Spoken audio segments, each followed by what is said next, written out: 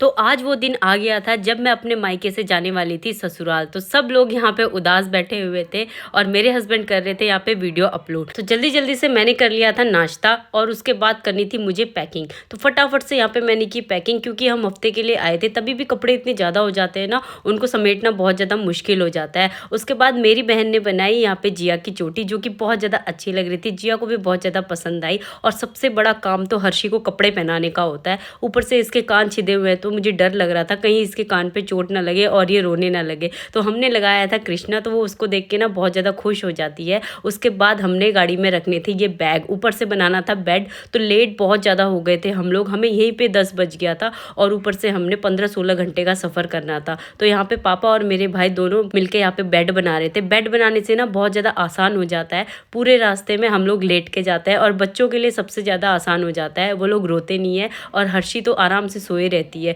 उसके बाद यहाँ पे मेरी दादी ने लगाया टीका। कहीं भी आने से पहले या जाने के बाद हमेशा हमारे यहाँ टीका लगाया जाता है सफ़र में, ताकि यात्रा अच्छे से हो, हम लोग अच्छे से घर पहुँचे। तो हर्षी सोई हुई थी तो उसको उठा के हमने टीका लगाया। हमारे में सोए हुए को टीका नहीं लगाते हैं ना, तो थोड़ा थोड़ा हमने उसको उठा दिया था। उसके बाद फिर मैंने पूजनी थी देल, जो कि हमारे पहाड़ी कल्चर में ये ज़रूरी होता है। कौन कौन पहाड़ी है कमेंट करके ज़रूर बताना, और आपकी भाषा में इसको क्या कहते हैं। क्या आपके यहाँ भी ऐसा ही होता है जब लड़की मायके आती है और जिस दिन वो मायके से ससुराल जाती है उस दिन ऐसा होता है। तो मैंने अपने घर के सभी चौखटों की देल पूज ली थी, जो कि चावल से पूजा जाता है। उसके बाद मेरी दादी ने मुझे खिलाया दही और शक्कर, क्योंकि हमारा बहुत लंबा सफ़र था, तो सफ़र अच्छे से हमारा निकल जाए इसलिए। उसके बाद मैं आ गई थी चाची के यहाँ। तो चाची के यहाँ आने के बाद भी मैंने देल पूजी थी। और ये हमेशा होता है, जब भी हमेशा मायके आओ ना तो देल पूजनी ज़रूरी होती है। और मेरी मम्मी यहाँ पे बहुत ज़्यादा इमोशनल हो गई थी। पता नहीं माँओं का क्या होता है, ये माँ तो माँ होती है कहते हैं ना। तो जितना भी अब लड़की खुश रहे ससुराल में, तो उसको देख के तो रोना निकल ही जाता है। तो मैं बड़ी मुश्किल से मम्मी को चुप करा रही थी,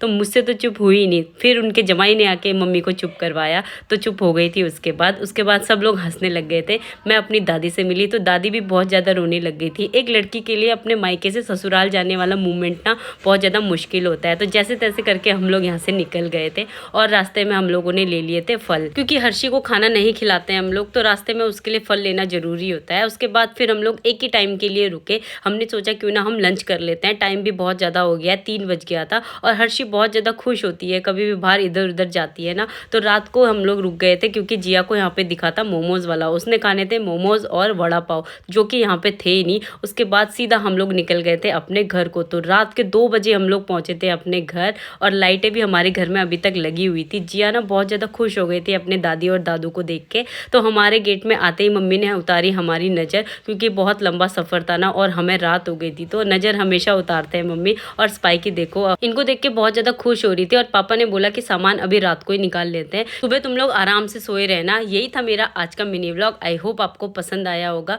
मिलते हैं जल्दी से नेक्स्ट वीडियो में।